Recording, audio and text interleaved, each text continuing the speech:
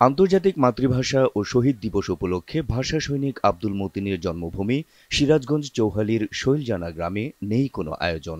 কারণ এত বছর পরেও এখানে তৈরি হয়নি কোনো শহীদ মিনার। শহীদদের প্রতি শ্রদ্ধা জানাতে এখনও কলা গাছের তৈরি শহীদ মিনারেই ভরসা রাখতে হয় স্থানীয়দের। আমরা ভাষা সৈনিক আব্দুল মতিনকে চিনি, সে এই এলাকারই সন্তান।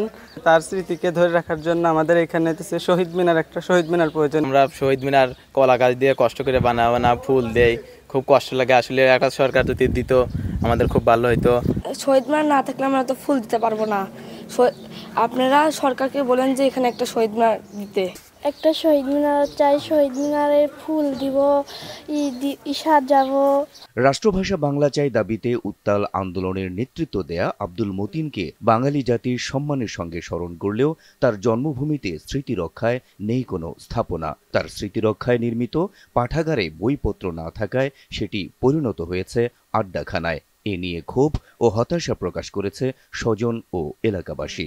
আমার দাদা ভাষা সৈনিক আব্দুল মতিনের নামে চৌহালিতে একটি পাঠাগার ছিল। সেই পাঠাগারটি এখন মাদক সেবীদের আড্ডাখানা। সেখানে অনেক আসবাবপত্র ছিল, সেই আসবাবপত্র এখন ওইখানকার প্রভাবশালী নেতাদের হাতে।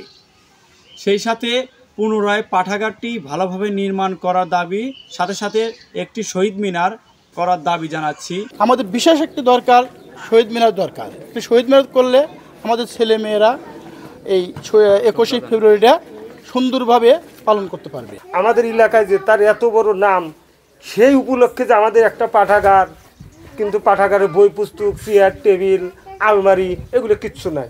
2010 সালে বেসরকারি এনজিও সংস্থার অর্থায়নে চান্দাইর স্কুলে একটি শহীদ মিনার ও পাঠাগার নির্মাণ করা হলেও 2014 সালে শহীদ মিনার ও পাঠাগার নদীতে বিলীন হয়ে যায়। এর 5 বছর পর জেলা পরিষদের অর্থায়নে শৈলজানা সরকারি প্রাথমিক বিদ্যালয় চত্বরে আরেকটি শহীদ মিনার নির্মাণ করা হয়।